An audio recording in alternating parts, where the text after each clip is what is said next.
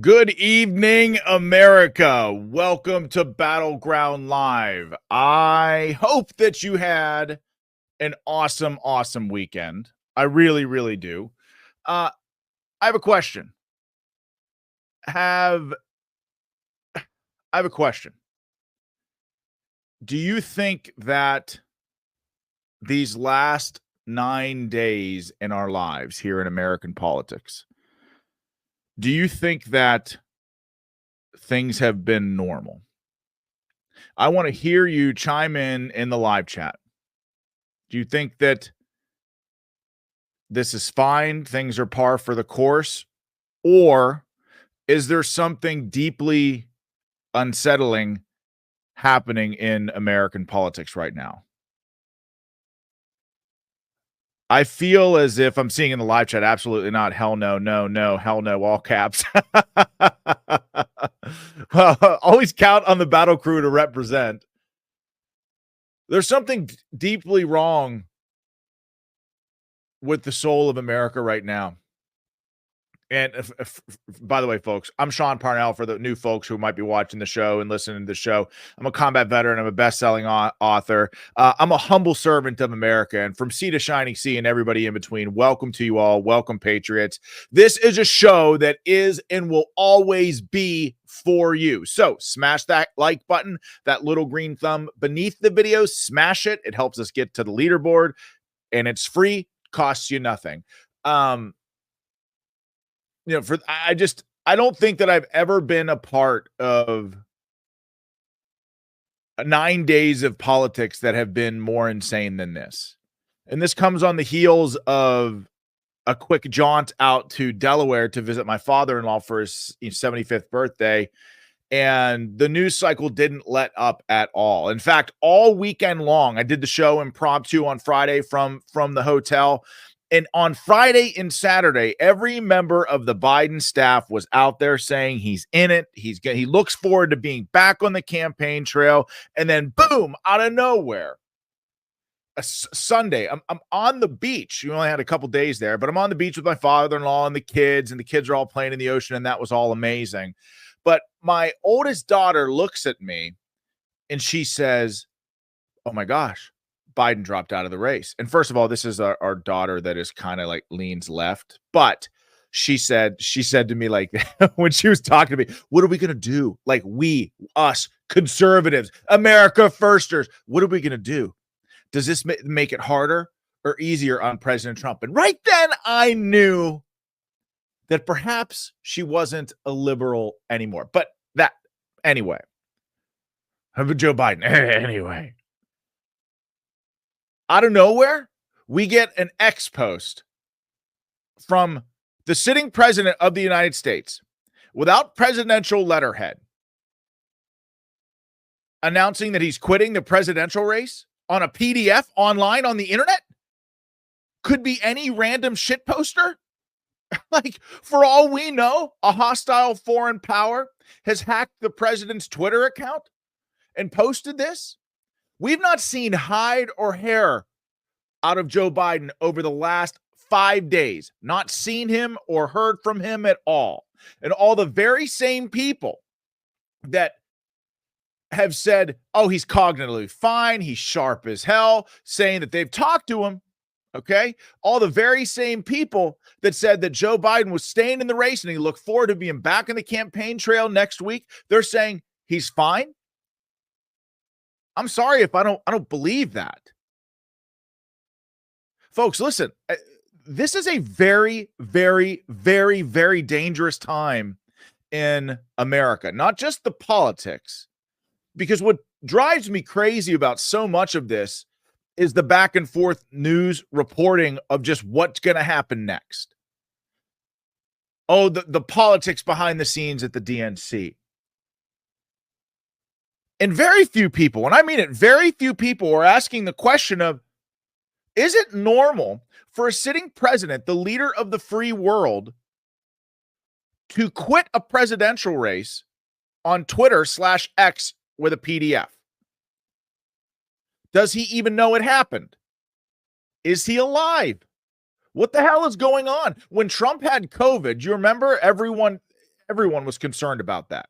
When Trump had COVID, we had pictures of him and Walter Reed working at a desk. We knew that he was okay.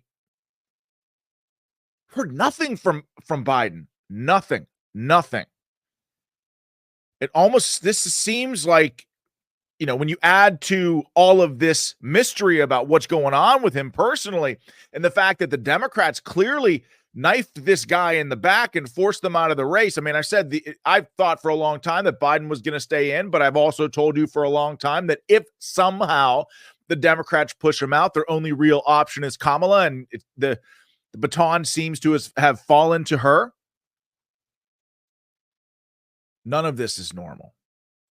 None of this is normal. We shouldn't report on it as normal. I just we just are okay with the disappearance of a sitting American president, and the media is just like, no big effing deal. Are you kidding me? You think our enemies aren't watching this? You think it might be an opportune strike, a time to strike America with a cyber attack, or God forbid something even worse? What the hell is going on? We're going to get into that and so much more. Of course, we've got Brian Dean Wright on deck tonight, former CIA operations officer, expert on all things the deep state, and he's the host of an amazing daily podcast called the Wright Report Daily Podcast, which is your own personal presidential daily brief. If you're not subscribed to that, go and subscribe to it wherever you listen to podcasts. Brian is one of the smartest people around. So we're going to talk about that and the director of the Secret Service's testimony in front of Congress today. Absolutely insane. We're going to talk about this insane letter from the CENTCOM commander to the Biden administration, just scathing stuff. Like, all of this stuff is going to blow your mind, and really not a whole hell of a lot of it is really being talked about outside of a very, very superficial level in the media. Okay, let me tell you about a couple of our sponsors, Sweetamine. Folks, if you are suffering from chronic pain, you've got to try Sweetamine. Sweetamine works because it's comprised mainly of an amino acid, and that amino acid's name is glycine. And that's the nutrient our immune system uses to regulate inflammation. So most of the diseases that make people sick and die these days are rooted in chronic inflammation, and that chronic inflammation is due to a glycine deficiency. In other words, we just don't get enough glycine in our diet as Americans, and it's a real problem. So a lot of the aches and pains that we feel as we get older are mainly due to chronic inflammation. So once daily serving of Sweetamine provides 8 grams of glycine, and that's enough to stop all excess inflammation right where it starts. With once daily Sweetamine, most people feel the reduction in pain after just a few days. Sweetamine is also great for recovery after workouts. A 12-day challenge trial pack of Sweetamine is only $19.95. That's with free shipping, and it is sold completely risk-free. So if it's not working for you, you think it sucks, you can send it back. Use Sweetamine just like sugar in your favorite beverage, smoothie, protein shake. Sprinkle it on your cereal. Take it any damn way that you want. All natural Sweetamine contains no carbs, no sugar, only 24 calories. It's safe, perfectly safe for diabetics. You can buy Sweetamine online at sweetamine.com. That's SWEETAMINE.com, or call 855-GET-SWEET. That's 855-438-7933. Sweetamine.com, 855-GET-SWEET, or call 855-438-7933. Also, if you're on the lookout for a top-notch transportation or limo service, whether it's for corporate travel or any other adventure, well, you are in luck, because we have got the scoop, the inside scoop on a company that's all about luxury, reliability, and exceptional customer service. I am talking about Book a Limo. So from sleek sedans to spacious SUVs, even sprinter vans, mini coaches for group travel, Book a Limo's fleet has a ride for every style and occasion. If you need something larger, they've got motor coaches. They even have stretch limousines, all sorts of cool stuff. So what sets Book a Limo apart? They're in 1,000 cities all over the world, but probably even more than that, their prices. They're right in line with Uber and Lyft. And why do business with Uber and Lyft, woke companies who despise you and don't share your values? We can do business with a conservative company like Book a Limo. And by the way, their Uber SUV, Uber sedans, just their price is just in line with Book a Limo. Plus, they offer a 24-hour day, seven day a week in-house operation that's staffed with state-of-the-art technology. So whether it's the dead of night or crack of dawn, you can pick up the phone and have a direct line to your driver. Book a Limo is really a full-service experience. Trust me, folks, I've used it before. I love it. So give them a call at 1-800-BOOK-A-LIMO. That's 1-800-BOOK-A-LIMO, or book online at www.bookalimo.com. That's www.bookalimo.com. Trust me, they're your go-to for a safe, luxurious ride that you absolutely deserve. It's a VIP experience on every single ride, folks. Okay, so Biden's forced out. Strangest damn thing in the world. Resigns via a PDF on Twitter on a letter with no presidential overhead. We're told that he's sick with COVID, but he's not been seen in 5 days. I mean, folks, look, let me see if I can show you this. See if I can share my screen here. And for our friends who are listening, what you are seeing here is a letter from Kevin O'Connor, the president, Biden's physician. The president continues to perform all of his daily duties. Again, we haven't seen the president in days, but his physician, the guy that said he was sharp, is out there saying he's just fine. And meanwhile, today, we hear from a senior official in the Israeli prime minister's office said that at the moment, Bibi Netanyahu's meeting with President Biden is not expected to take place tomorrow. We are still waiting for an answer from the White House, the official said. It's difficult for me to wrap my mind around how something like this is even possible. We have a sitting American president who we know for over the last 3 years, and I think many independents and Democrats are waking up to this horrifying reality. But for the last 3 years, this man has been nothing more than a figurehead. There's no doubt about it. Who's been making the decisions here in this country? And worse than that, every Democrat, every Republican, every independent needs to understand exactly where this country is. We are branded conspiracy theorists for believing that the 2020 election was rigged, and it was. If you don't like the term rigged, use Time Magazine's term. It was fortified by a secret cabal of wealthy and powerful people. Remember their shadow campaign. If you don't believe me, go look up and read the Time Magazine article for yourself. But we know that they did everything that they could behind the scenes to rig that election.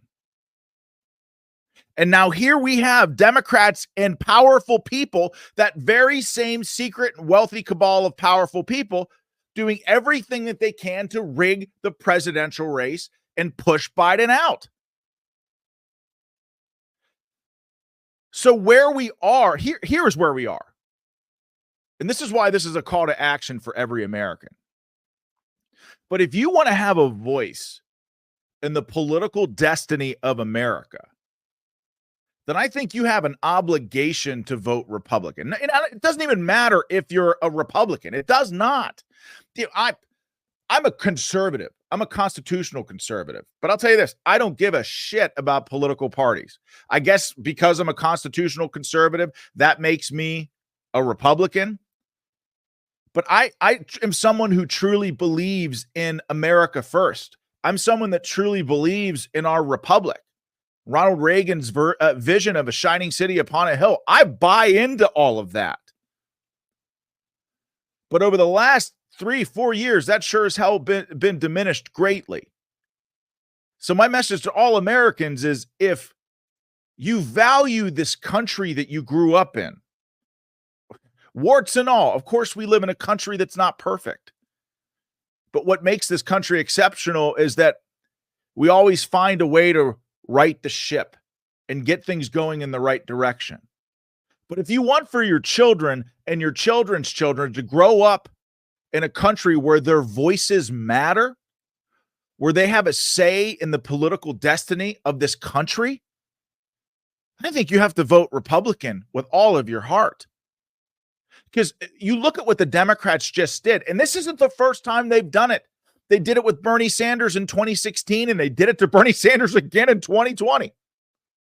And they anointed Joe Biden after South Carolina when all the Democrat candidates just sort of back out of the race at the exact same time to make sure that Joe Biden's the guy. And now you have a sitting American president who, while sick, I mean, I don't believe anything the government tells me anymore, but the reports indicate that the guy's sick and they're knifing this guy in the back to push him out of the race.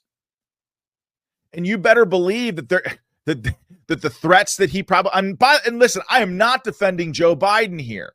I'm just saying if they can remove an American president and rig an election like they did in 2020, then we don't live in a free country anymore.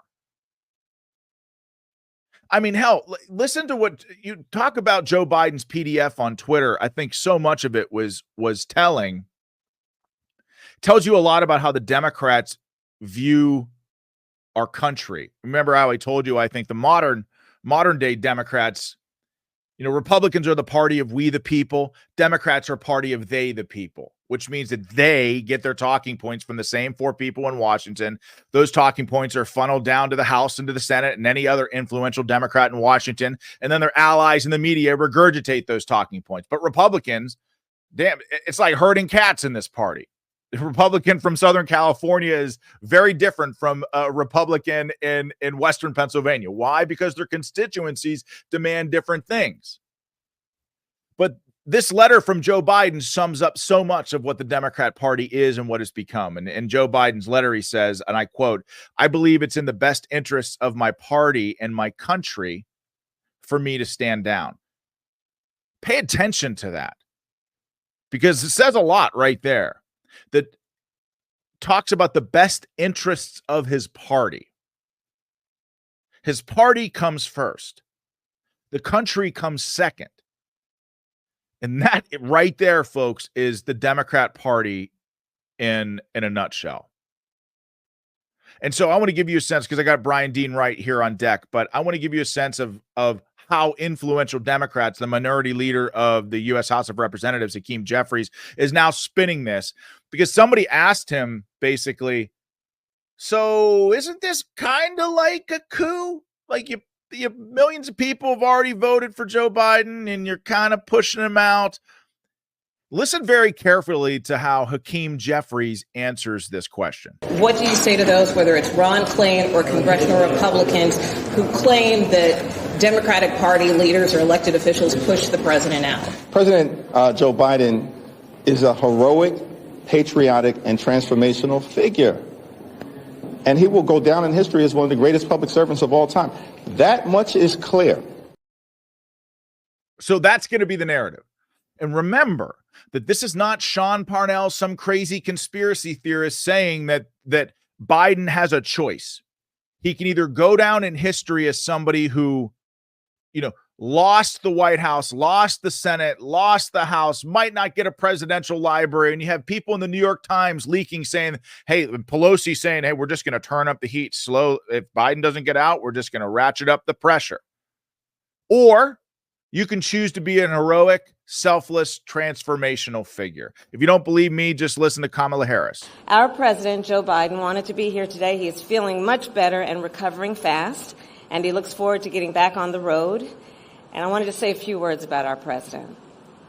Joe Biden's legacy of accomplishment over the past 3 years is unmatched in modern history.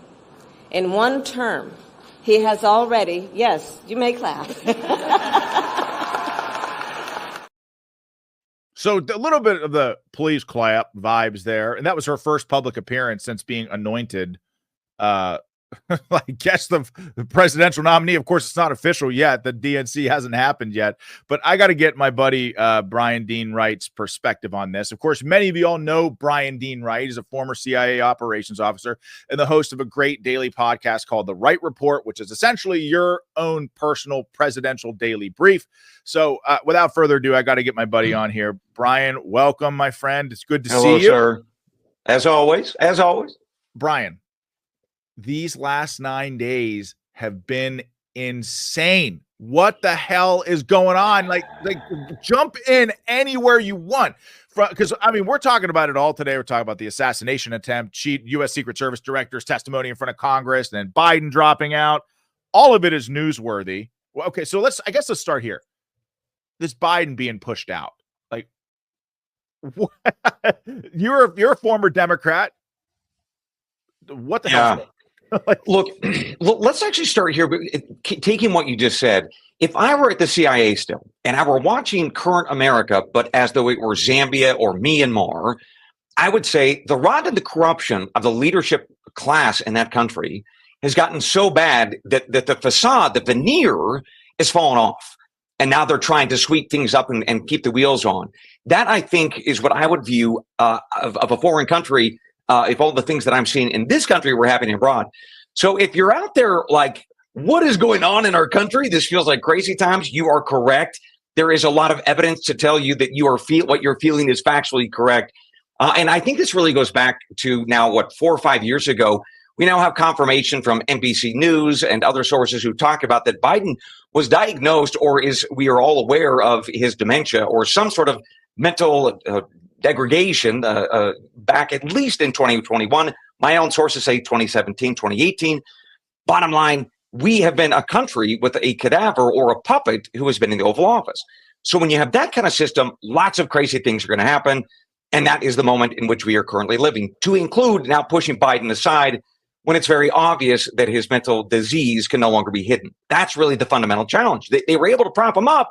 They can no longer do that.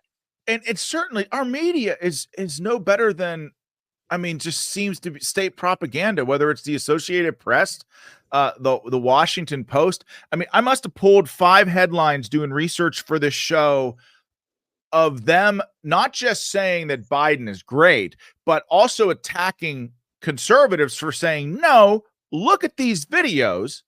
The guy doesn't know where he is. There's something deeply, deeply wrong here. This gets labeled cheap fakes. And now those very same people are out there and are communicating much in the same way that they did like after they got COVID, right? Oh, I got tested positive for COVID. I received the vaccine. I'm so grateful I had it and I'm recovering well. So grateful for that same cut and paste talking points from the COVID vax. It seems like, I talked to Joe Biden. I talked to Joe Biden, and man, he's a heroic, transformational figure. Man, he's a hero. Oh, the leader that actually gave up power. But all these people are the same assholes that lied to us about his cognitive state and the fact that he was getting back in the race just 48 hours prior. What do you make of that? Right. Again, if I'm looking at this as I'm a CIA guy looking at this kind of behavior abroad, what I would have seen back in the day, and I did see in other countries, is that as the veneer is falling off, the propaganda outlets, the regime leadership, or the toadies start telling each other and the rest of those around them, you have to believe something that obviously and patently isn't true. But we are going to keep saying it to convince ourselves and each other that it is true. And anybody there stands up and says otherwise, they are enemies of the regime. So we see this in North Korea. We see this in Venezuela. We see this in lots of crazy places around the world, certainly in history. We are now seeing that same kind of regime-like behavior in this country. And that's pretty daggone shocking, isn't it? This is not the healthy republic that all of us, I think, grew up with or assumed that we had. In the past 5 or 8 years, this country has absolutely fallen apart.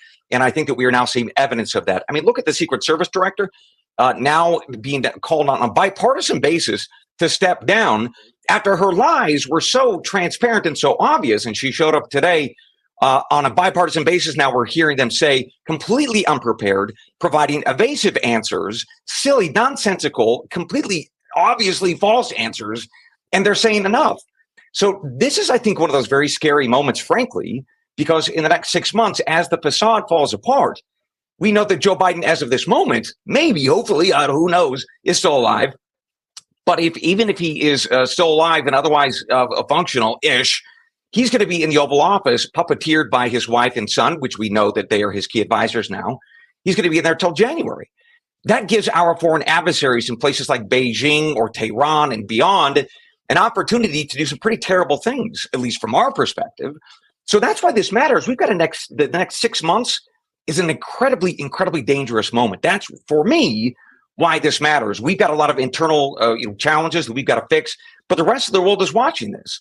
And they are going to do stuff that we're not going to like unless we solve this Biden issue and have the cabinet remove him, which they won't, or Democrats agree to remove him, which they won't. So that's why this next 6 months to me is one of the most dangerous since the Second World War. Wow, I couldn't agree more on so many fronts, and I have so many different angles to approach what you said. You know, I was going to ask you about the national security implications of a president who hasn't been seen in 5 days. With President Trump, we had when he had COVID, we had pictures of him working from Walter Reed. Biden quits abruptly and doesn't give a reason. It's not on presidential letterhead. It's basically quits via PDF online. No one's seen the guy or heard from the guy in days. I gotta believe, like, put your CIA operations officer hat on here for a second. And I know you had it on. You mentioned that you were thinking about this. It's on. It's fixed in place. If you're an adversary like President Xi of China or Iran, how are you viewing what's happening? Because you referenced U.S. Secret Service Director Cheadle's testimony in front of Congress, and I want to talk about that in more depth here in a minute. But when I talk about the deep state or the blob or whatever, her testimony in front of Congress, Brian, was a perfect example of what I meant. Here you have bipartisan consensus, and the Democrats started out with like this bullshit gun control stuff right off the top. But I think even the Democrats got frustrated by her obfuscation and lack of answers. I listened to the entire thing. It is amazing to me that she was able to walk into a congressional hearing and basically say, I'm not answering any questions. And that right there to me is the deep state, the administrative state, the blob, call them whatever the hell you want. But here you have a panel of people who half the people I think are crazy. And we don't agree on anything, but they represent their constituencies and they want answers for what happened. And oh, by the way, this concerns them as well because the Secret Service protects Democrats too. And you just have the administrative state saying like basically the double barrel F you. And it's like that right there is the deep state. An unelected bureaucrat. Yeah. We can't vote them out. They're almost damn near unfireable. And there they are thumbing their nose at Democrats and Republicans. This is a danger. Well, let's really focus on that for a second, because she didn't show up at Capitol Hill and just off the cuff start saying these things. That was planned. She was instructed to do exactly what she did, which is to try to stop or thwart reasonable questions by not just the people on that panel, but the American people about, hey, you said the roof was actually, really, really steep and it wasn't. That's kind of crazy. Talk to us about that. She was instructed to not say things. That's important. The White House, the Department of Homeland Security, others instructed her to keep her mouth shut and to continue with the lies. Again, this gets back to this. If I were to see this abroad, I would tell you that the veneer of the stability of the regime is falling apart, and they're trying to keep the wheels on and keep themselves in power because they know that there are facts that are going to be shown to the world and they are going to be profoundly embarrassed, maybe jailed. And so they're scrambling. And that's why I think you're going to start to see more Democrats, whether that be on Capitol Hill or otherwise, start to throw some serious arrows at the White House and Biden and some other own party members, because the ship is sinking and the rats are trying to find a piece of wood to float on. Wow. So we've seen this with Biden being pushed out, but I think that bipartisan reflection today of saying that Cheadle has to step down, that I think is an indication that the regime's lies are falling apart, that the rats are looking for pieces of wood to float on. I've seen this abroad. I just can't believe it's happening here. And getting back to the first question, which is, again, what exactly are foreign leaders doing with this? What do they see? They see the crazy too. Right. So this goes back to the fact that we know from at least 2018 or 2021, somewhere in there, Biden was known by Democrats to have this dementia, whatever form. They elected him regardless. They've been puppeteering him for those years since. Right. We also know about the lawfare against President Trump. And that's not just your or I's belief on that. We have a former Democrat governor of New York, Mr. Cuomo, saying that Trump would not have been charged and prosecuted in his state if his last name weren't Trump. So we have lawfare. We also have examples of the Department of Justice and the FBI targeting Mr. Trump and his family for years and his campaign going back to 2016. And we might say, oh, well, that's the old FBI or that's the old Department of Justice, right? That's, in fact, what the current FBI director, Christopher Wray, has said is, hey, we've done a lot of stuff to clean things up. And yet he has called his own lawlessness of his own agency simply missteps. Missteps. No, a misstep is when you call your wife your ex-girlfriend's name. That is a misstep. You're sleeping on the couch. A misstep is not what happened here. A misstep is something profoundly different. We have the Department of Justice and FBI targeting a sitting president over 8 years ago, and there has never been a remedy for that. There has never been proper justice. So you start putting all these things together, and this assassination attempt, where Ms. Cheadle said today that the 130 yards is not within the Secret Service's perimeter to protect. Knowing just AOC, Ocasio-Cortez, the Marxist, is making sense. She makes the comment, hey, most rifles out there, the most popular ones in the world, or in this country, can actually reach well beyond that. If she's making sense, look, Beijing is looking at this and saying, okay, exactly what I have just offered, which is the regime is falling apart. The Biden toadies are now scrambling. They're sticking to absurdities. This country, the United States, is in trouble. And so long as Joe Biden is commander-in-chief, they've got a 6-month window to do whatever the hell they want to do. So as an intel guy, forget my party affiliation, just putting on my intel hat, if I were a regime abroad looking at this country right now, I would say if I'm in China, there's no perfect time to take Taiwan, but this is looking pretty damn good, right? If I'm in Tehran, I'm saying there's no great time to take on the Israelis, but right now is looking pretty good. If I'm Putin and I know that I want to take the whole of Ukraine, now it's looking pretty damn good. So this is one of the major moments of world history that I think we're looking at over the next 6 months. And it's going to happen much, much sooner than I think most of us appreciate. Case in point, 1 week from now, Venezuela will hold an election. The current president, the Marxist dictator of that country, has said if he doesn't win, there will be a bloodbath. Polling has shown over 10 million Venezuelans are going to leave that country if he wins. Where are those 10 million people going to go? They're coming to America. Are we ready for that? Is Joe Biden going to defend the border? Are Democrats going to defend the border? We got the border czar, Miss Kamala Harris, now in charge of the ship, I guess. Well, what kind of work has she done over the past 4 years or so? Not great. So now we have 10 million people who want to come to this country because we got a cadaver sitting in the Oval Office. And Jill and Hunter don't care. Hunter's doing, 18 lines of coke today, so God bless him. And Jill, she's buying her dresses at Nordstrom's, and trying to make herself look pretty. I don't know what the hell she does, but the point is none of them are qualified to run the country, and they haven't been. His team is now dispirited. If there were any decent people around him, those guys are jumping out because they know, the cadaver has been exposed. So holy smokes, we got ourselves a ship on fire, and this country is, I think, in a very, very precarious state. And all the indicators to me say that we've got a very, very tough next 6 months. And to your point that you made earlier, it doesn't matter if you are a Republican or Democrat, conservative or otherwise. This is a moment where the country is on fire and we need somebody in the White House who is functional. My belief is if that's Kamala Harris for now, fine. But we got to get, I think Donald Trump has made a profoundly important case for bringing him back. J.D. Vance, what a great mind. He makes even if you disagree with him, a very sharp man talking about the future of the country, certainly economically, national security, makes a lot of compelling points.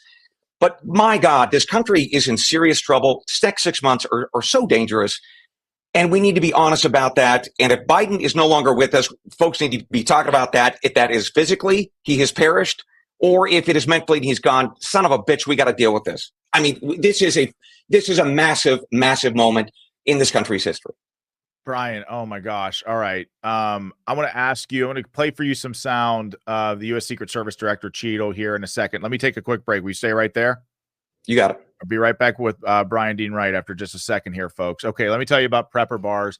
Having gold or silver bars and coins available for protecting is great for protecting wealth, but if you need smaller chunks in a pinch, you're probably going to need a hacksaw or something larger than that. So that's why we're introducing PrepperBarNow.com, the disruptive new product that allows you to carry wealth in your wallet. So see these things right here, these perforated silver bars. They've got them in gold too, but they allow you to snap these bad boys off and break them up into smaller denominations ranging from 1.5 grams to 7.7 grams. PrepperBarNow.com isn't prepper food. It's prepper wealth protection in these crazy times that Brian and I just got done talking to you about. So go to PrepperBarNow.com, have these innovative bars sent to your home today to keep in your safe or your wallet. Again, it's PrepperBarNow.com. Silver Prepper Bars. Buy it, break it, trade it. That's PrepperBarNow.com. America's food supply also is under attack, and beef is the primary target, with everything from climate change to bird flu being wielded against cattle. It behooves Americans to stock up on long-term storage beef, and we have the solution. That's preparewithbeef.com. Preparewithbeef.com is a veteran-owned company that sells premium steaks with a 25-year shelf life. That's ribeye, New York strips, tenderloin, sirloin. They don't sell beef crumbles or beef chunks that other survival food companies offer. At preparewithbeef.com, my listeners and viewers can take 25% off with the promo code RVM. Stock up now before they try to force cricket burgers down your throat. We all know that that's gross.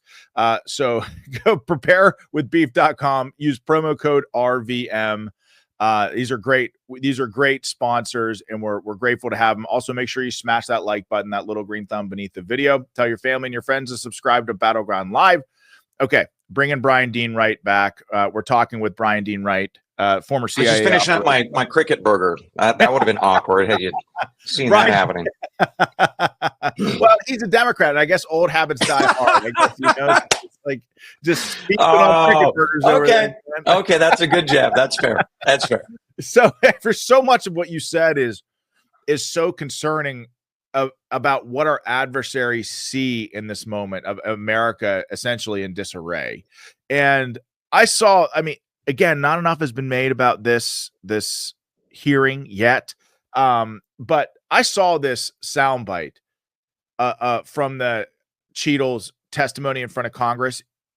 You got to hear this and just give me your thoughts. Just listen. Does the Secret Service routinely record communications between and amongst detail? Radio communications? Any communication? Email communications are captured, as well as text messages, and then depending on the detail, radio communications are recorded. Does the Secret Service have recorded communications from the July 13th event? We do not have radio communications from that day. Brian, if they're trying to allay Americans' concerns that there is not some sort of nefarious intent behind this assassination attempt on Donald Trump. And look, man, I mean, and for the audience, listeners, and viewers, Brian was one of the first people to text me that day. And like they had some sort of electronic countermeasure where I couldn't immediately respond. But he's a great guy, a selfless American. And I know you watched it, but it's hard to imagine how something like that could happen. You mentioned AOC asking the question of like, well, if the max effective range of this rifle is, 400 yards, shouldn't the security perimeter like incorporate that? Like when I heard that from AOC, I about passed out. And you'll probably never hear me say this, but she was right in that moment. How does it is just, it's impossible for me to believe that building. I've seen some people do dumb stuff in combat. I've seen people make stupid mistakes in combat. I've seen unintentional negligence in combat, like been in some really, really terrible situations, but not securing that building with direct line of sight to the president is unbelievable. And now to hear that you have no recorded communications when your SOP is recorded comms, no body cam stuff from that day. Brian, this is a woman. So let me ask you a question leading up to this. How long, maybe you even can't answer this, but I was in the Army 7 years and you were in the CIA maybe about the same amount of time, maybe in longer. the intel community over 10 years. Yeah. Okay. So in the intel community over 10 years, if something happened in my unit, I would be able to tell you, first of all, I would be responsible, 100% me. Like I own everything that happens or fails to happen in my unit. But I'd also be able to tell you exactly what level, hey, this is the stamp of approval. This is the squad that went on the operation. This is what happened on the operation. This is the assault team. This is what they did. This is what Support by Fire did. Here are the points of contact for each of those. I mean, I could tell you details just based on my position and my time in the military and knowledge of how the military worked and the infantry. This is a woman that's been in the United States Secret Service for 28 years. And now she's the director and can't answer basic effing questions about, I don't want to say run-of-the-mill security. I mean, we're talking about protecting a president, but there are SOPs in place for this. And it seems like she's just like completely in over her head, or she's deliberately lying? What do you think? Yeah, let's go with the deliberate side here, Okay. right? So what we know at this point is that for years the threats levied against Mr. Trump have been growing. We knew that about a month or so ago, the government of Iran allegedly hatched this assassination plot, probably in relation to his presidency. Yeah. Okay, so we know that the threat level is going up. We also know that the Department of Homeland Security, Mayorkas, and also Ms. Cheadle have been denying requests for more assistance in terms of agents and technology. So in and of itself, that doesn't make a lot of sense. The threat levels are going up, but you're reducing resources. And then you lie about the fact that happened, which is what Ms. Cheadle and her spokesman did. And DHS Secretary Alejandro Mayorkas said that even suggesting that they denied those requests was effectively a conspiracy theory. It was outlandish, offensive, he said. But now it's true. So if you start to put those pieces together about threat levels up, resources down, and then we have a roof that should have been secured 130 yards from the president, line of sight, and the comms aren't being captured, we start to look more at willful negligence. We start looking at, you don't actually have to pull the trigger. What you do is you create an environment where the possibility or the probability of an attack on the president goes up. Absolutely. That is the effect. Now, whether or not that was the plan, that's the part that remains to be investigated, which, oh, by the way, is being done by who? The FBI. Well, what do we know about the FBI? And have they been targeting Trump at all? Possibly. Now, we also have this issue about the Secret Service and their use of comms. One of the things that we also heard today, Ms. Cheadle say, is that she has been using Signal and other encryption apps that actually erase those messages immediately. So now we have a question of what exactly was captured on official government comms. We need to figure that out. And what was standard operating procedure? Should those have been captured? If not, why not? Now we have a confirmation from her today that she is using a Signal or otherwise encrypted app for communications with other government officials. Who are they? Why? Why did you do that? Because you're not supposed to. You and I know that. Anybody, you don't have to work at the CIA to understand that you probably shouldn't have those kinds of comms with your buddies. If Congress tells you and the law tells you, you got to put it on the public stuff. So she's trying to obfuscate who she's talking to and what she's saying. So you put this all together, getting back to what we said before or talking about before, how do foreign adversaries view this? But put aside you or I, how does a foreign adversary look at all these pieces of intel? And what kind of assessment are they making with medium or high confidence about the state of this country and the leadership? All of the bells are ringing very, very loudly that we got a problem. So she's clearly lying again about one more thing.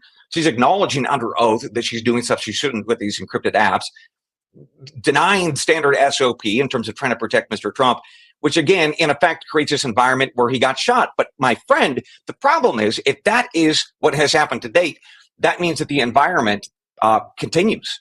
Unless Mr. Trump changes his security detail and profile, we have a profound risk to this man who I think has earned the chance to govern the nation again. And that is the part that is so profoundly disconcerting to me. We don't have 60 days to wait to see, oh, well, what went wrong? 60 days is exceptionally dangerous to leave this man unprotected. That's my view. I could not agree with you more. I was saying to my wife today, and this is not an indictment on the boots on the ground special agents who threw themselves on top of President Trump's body trying to shield him. I mean, those people are thrown into the chaos as well. I mean, what I believe is like, hey, this is willful negligence. Agents on the ground be damned. They don't know what's going on. They're just reacting in the moment. And it seems like they've done it every step of the way. And then we're not even talking about the lawfare and the FBI going after President Trump and tapping his phone and raiding Mar-a-Lago. We're not even talking about that. But even just in terms of President Trump requesting to have additional protective services or plussed up protection, just deny. And then comes out today that Joe Biden in Pittsburgh on like the day before the rally or the day of the rally had 12 Secret Service agents on her and President Trump had 3. It's like, and they had augmentees and stuff there. They had additional security there, but it just does seem like more than negligence. And in fact, everybody that I talked to, and I know this is just anecdotal, but, I was out in Delaware with my wife and my father-in-law's 75th birthday, and we had the kids out there, and there are a lot of liberals in Delaware, and almost every one of them that I talked to, first of all, they're kind of shocked at what had happened, but many of there's not a single person that I've talked to that doesn't believe that this was in some way, and I hate to say it, like bordering on intentional. There is not. I hate saying this stuff. I hate saying no, look, stuff, but like there's not a single damn person that I've talked to that doesn't believe it was in some way intentional. And that's scary shit, man. That's scary shit. First, when I worked at the CIA, one of the things that we would talk about when we would look at different intelligence and talk about degrees of confidence we have in a certain piece of information or a piece of analysis, we would talk about the giggle test. That if we heard a series of pieces of information and it seemed plausible, we'd nod, well, yeah, let's investigate that further. Or if we got something that was just so absurd, that was just like so silly, and we would giggle, we'd be like, all right, well, there's clearly a problem with this intel, this asset, whatever it is, this piece of analysis. It was the giggle test. And this does not pass the giggle test. You immediately look at all the different moving pieces and you just, in a dark humor sense, you giggle because it's so absurd and obvious that there's something very nefarious happening, or the likelihood, the continuum of possibilities, the arrow is leaning more towards nefarious, and that's really, really scary. The other piece that you talked about is, a lot of Democrats. I certainly was one for 20 years, so I know a lot of them as well. Polling showed that 34% of those folks, people in that party, believed that the assassination attempt was fake. It was all fake, that Trump faked it, to include using fake blood and put it on his head, and the Secret Service was somehow involved in this. So when you have 34% of Democrats in this country who think that the assassination attempt was actually fake, a conspiracy, that's tens of millions of people in this country who are now baked into this belief of hysteria and panic that started back in 2016 with the Trump-Russia collusion stuff. It is just a continuation of that. They are so sick and so deranged that we have a massive problem in this country with tens of millions of people who've been radicalized by this anti-Trump hysteria and panic. They believe truly he is Adolf Hitler reincarnated. They believe that we are going to have concentration camps full of people that are going to get gassed. These people are sick. So that is the moment, again, as I think about what our adversaries in China or Tehran are looking at. We've got a serious base of people in this country on the left that are very, very sick. And that only creates then, when we think about then the environment around Trump that was weak, almost intentionally so. And you've got tens of millions of people who believe that he's Adolf Hitler, encouraging them to each other to do terrible things to the man. That is the moment in which we live. And that is why, again, I come back to, boy, I sure hope that Mr. Trump understands the magnitude of the moment that he is facing. And I hope that folks step in and protect him, because his life is in profound danger. And it wasn't just over a week ago. It is today, and it is every day moving forward. I would go so far. I trust the Secret Service agents on the ground with Trump. And I know for a fact that Trump and the Trump family love those people dearly. They've been with them since Trump was in the White House. And what I'm saying is not a reflection on them or their courage or any of that, but something is not right in this country right now. We have a president who is MIA, I keep saying this shit, but we have a president who's MIA, quit the presidency with no real reason with a PDF on social media. For all we freaking know, a hostile foreign actor hacked his account and put that shit out. I know his staff and stuff are they've confirmed it now. But even Jeff Zients, the White House chief of staff, that's the guy that called the cabinet members to inform them that Biden wasn't running. It wasn't Biden himself. And so we have that happening. And then we have the man who's the front runner, who is millimeters away from being assassinated in front of the entire world. And that's not hyperbole for me to say that. All of this happened in a week. And it just, you look at pivoting to now, things that are slipping through the cracks and that nobody's reporting on, the CENTCOM commander, right? The Wall Street Journal reported on Friday that General Michael Kurilla, the commander of U.S. Central Command, sent a letter to the Secretary of Defense, Lloyd Austin, or if you're Joe Biden, he's just the black man. The Secretary of Defense, Lloyd Austin, warning him that the current U.S. and coalition operations in the Middle East are failing dramatically.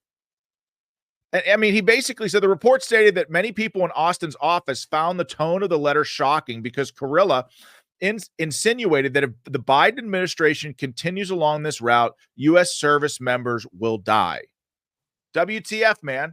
Everything else that's going on. You would think that this would be headline news, but of course it's not because of all the other stuff that's happening. So you talk about a world that's getting more dangerous. This is real tangible stuff that could affect America for a generation to come. And that is why I think it's so important as we start and think about, gosh, do we like Biden or Trump or Kamala Harris or J.D. Vance? We have those conversations about the left and the right and all that. It is important to talk about sometimes the horse race between, who's going to win on the Democrat side for the nomination. All that I think is important and relevant. But to really stop and pull ourselves back and realize that, as the world's arguably last superpower, with China certainly nipping at our heels, if not right at our nose, this stuff really matters, not just to us, but to lots of people around the world, to our allies who rely on us for defense in many cases. Now, whether or not that's smart, we can have a debate. But the point is, as of this moment, a lot of people rely on us. And we have a commander in chief who's not really in charge. He's not in charge of his own body or his own mind, let alone the country. That matters. That's important. And that's why we have to get to the bottom of what you are rightfully pointing out, which is an extraordinarily strange thing that Biden releases this thing on social media or whoever's running his account, a PDF document, and he's not been shown ever since, which, by the way, a writer for the New York Times has said that it's extremely unusual for what the Biden campaign and Mr. Biden have done. So it's not like this is some, crazy right-wing conspiracy. There are folks at the New York Times and other very leftist organizations who are like, yeah, something doesn't add up here. This doesn't pass the giggle test, which is the point. We are all supposed to believe that everything is normal when we know for established fact that we've been lied to by this regime, the Biden regime and other Democrats for years about his health. Now we're supposed to believe that everything was on the up and up on Sunday when he tweeted that stuff out. Come on. The bar has to be a little bit higher, and they know that, and they just don't care, which again is what I've seen abroad when it comes to regime. The veneer starts falling off.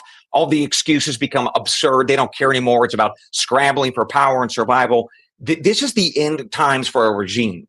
And that's why, again, I think this is one of the most frightening moments for this country in decades.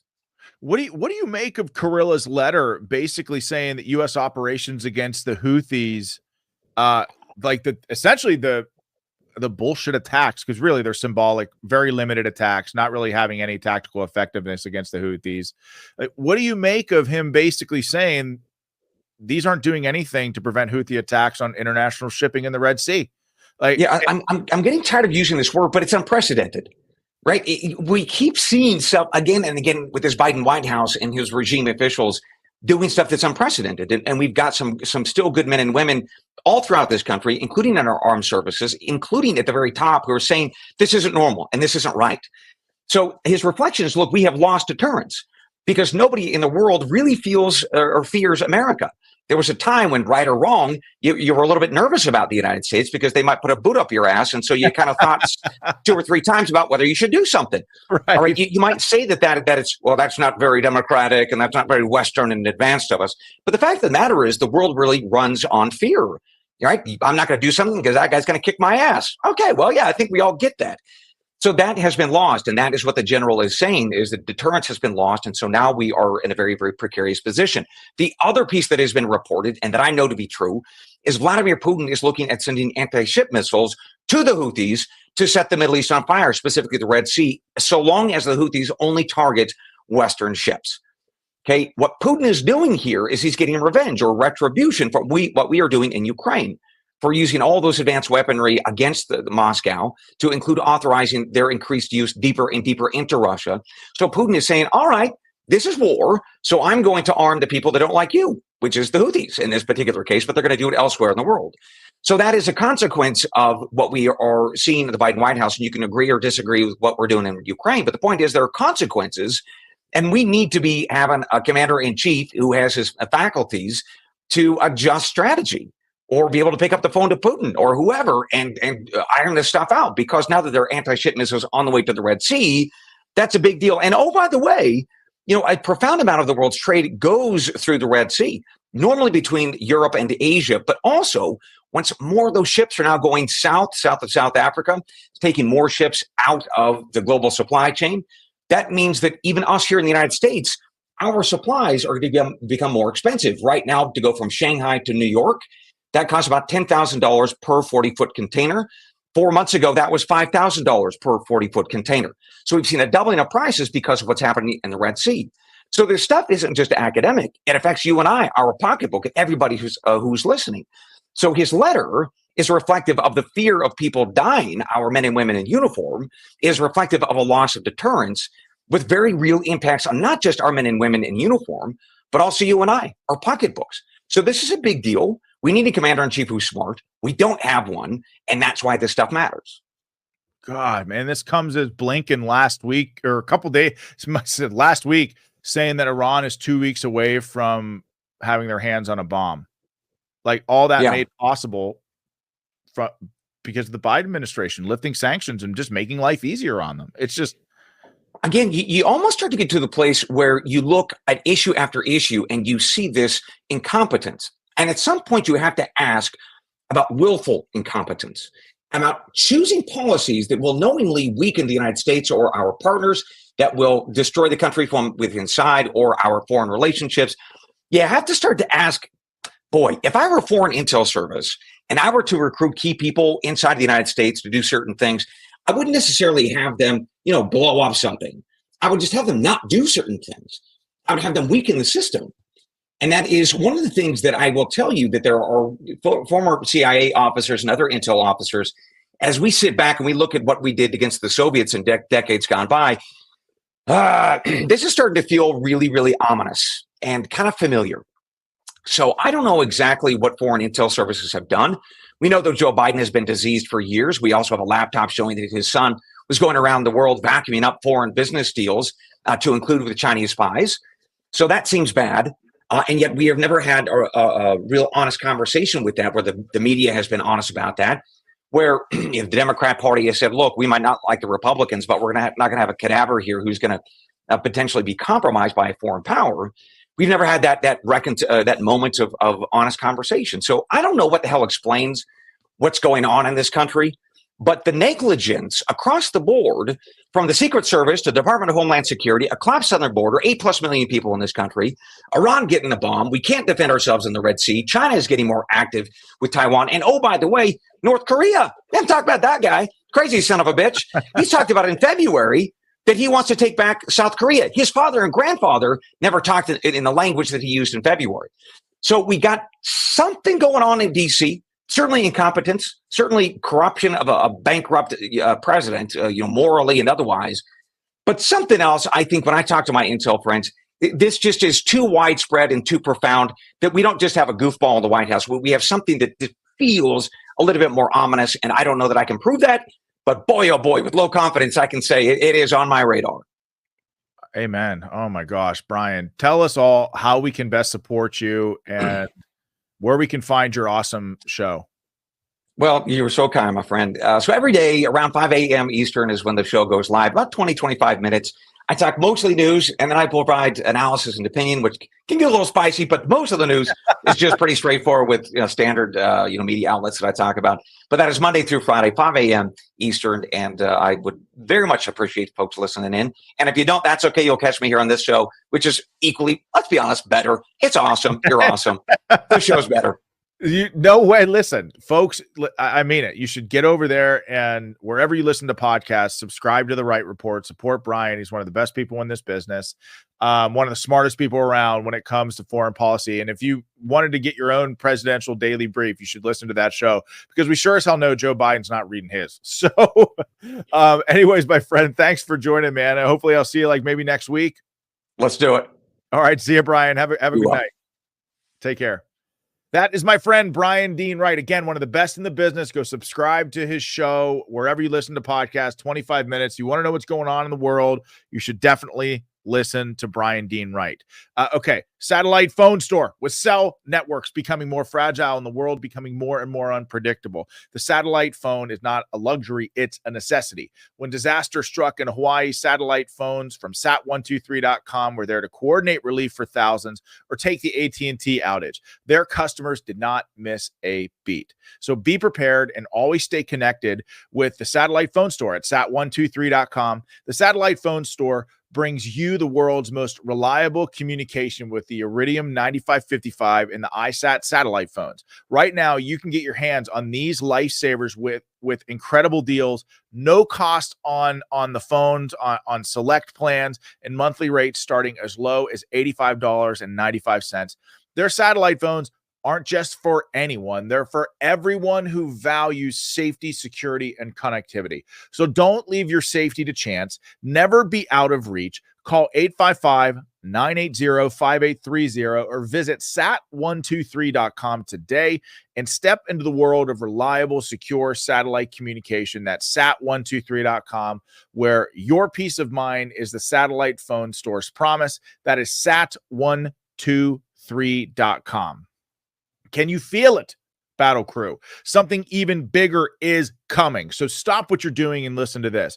Your God-given freedoms are up for the taking. Even worse, those doing the taking are the same people who swore to defend your freedom, and that is not a good dynamic at all. They think that they can violate your right to protect your own family. They think that they can force their delusions onto your children. They think they can control the media and hide the truth, but you know what they can't take away? They cannot take away your self-reliance and your peace of mind. So if you've got water filtration, that's great. You definitely should. A charged solar generator, you better. I mean, we need a generator here at Fort Parnell. So emergency food on yourself, you should get it now. We do have that here at Fort Parnell. You should get all that stuff from My Patriot Supply. Having served millions of American families, My Patriot Supply is the most trusted name in survival, and for damn good reason too.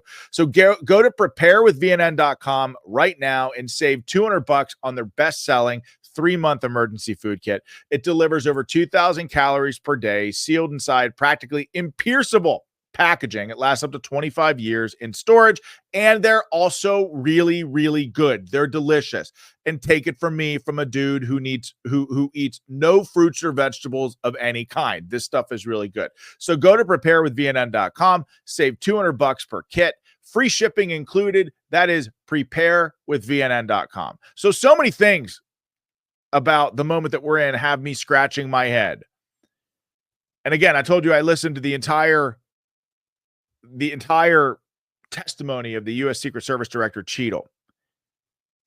And I mean, I have to say, the Democrats started out with this bullshit gun control stuff. Jamie Raskin was up there and was like, AR-15, this was an AR-15 attack, and an AR-15 conducted this attack. And he gave the impression that all over the nation, AR-15s were conspiring together to overthrow the nation, as if somehow the AR-15 was responsible itself, a free, living, breathing, thinking entity. The AR-15, it's an AR-15 attack. So sometimes Democrats kind of started out like this, but I think over time they started getting frustrated with this woman obfuscating and clearly lying and not giving them the facts. Like, in other words, like, you know damn well if the rifle was on the building prior to the shooter getting in position.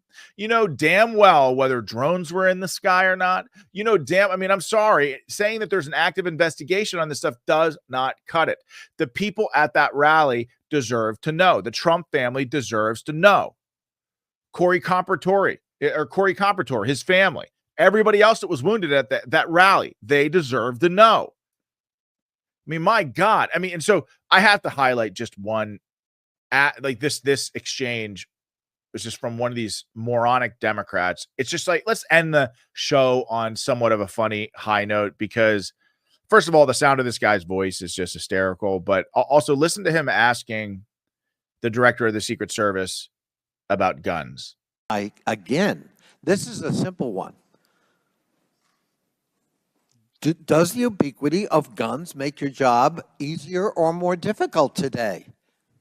I understand the Second Amendment rights of individuals. I didn't ask that question. I'm not questioning the Second Amendment. I'm asking a simple analysis, Director Cheadle. And I can tell you, you're not making my job easier in terms of assessing your qualification for continuing on as director. Please answer the question. You're the head of the Secret Service. You're speaking. Do guns make your job easier or harder? I mean, folks, these are the people that are doing questioning in Congress. Listen, there are some good members of Congress, but God, dang, man, some of these people are just so stupid. feel like America deserves so much better than that. Do guns make your job easier or harder? What the hell does that have to do with Donald Trump being a millimeter away from losing his life? I mean, here you have an opportunity to question the director of the Secret Service. And oh, by the way, this concerns you as well because they protect Democrats too. And this moron ass clown is up there making points about AR-15s and guns. And included in that moronic circus is Jamie Raskin. Anyways, folks, thank you for watching and being so dedicated. I mean, yes, so many of you have said, yeah, the show is growing. And it is. And it's growing because of you all. So, if you're watching for the first time or listening for the first time, just, hey, follow and subscribe to the show. We're building a community, folks, and that community is interactive. We're in the trenches on the front line fighting to save this country, and we want you to be a part of that. So also smash that little green thumb beneath the video. Go ahead and smash that little green thumb. It helps propel us toward the leaderboard. As always, folks, take stock really to, the Ferris Bueller, man. Like, hey, life moves pretty fast. If you don't take a stop to look around once in a while, you could miss it. Life is very, very, very short. So don't spend it.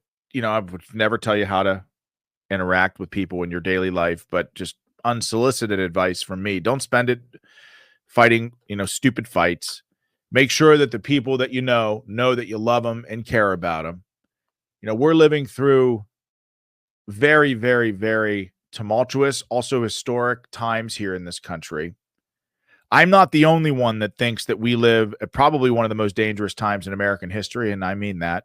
And the next 6 months will prove to be even more dangerous. We have a White House that is adrift. And as Brian said, even if it's Kamala, okay, well, at least she can't speak much better than Joe Biden, but at least we know that she's not cognitively gone. And I know, look, she's not much better than Biden, but something is deeply, deeply wrong with this country. So just take stock of the moment that we're in, hug your loved ones, tell them that you care about them, understand that life is short, and don't leave anything on the field this election cycle fighting to save the heart and soul of this country, America, because that is what we're doing. That's our charge. I am not sure that we're going to get another shot at this. I've fallen for, this is the most important election of our lifetime. I know I was on the ballot twice. I get it. I've said it myself, but this time feels different. America right now is adrift. And it's going to take all of us to get this ship back on course. So keep the faith. Take action in your community. The best is yet to come, folks. God bless you all. See you tomorrow night. Have an amazing show for you planned tomorrow. God bless you all. And God bless this amazing country that we call home. Take care. Good night. And I will see you tomorrow, Battle Crew.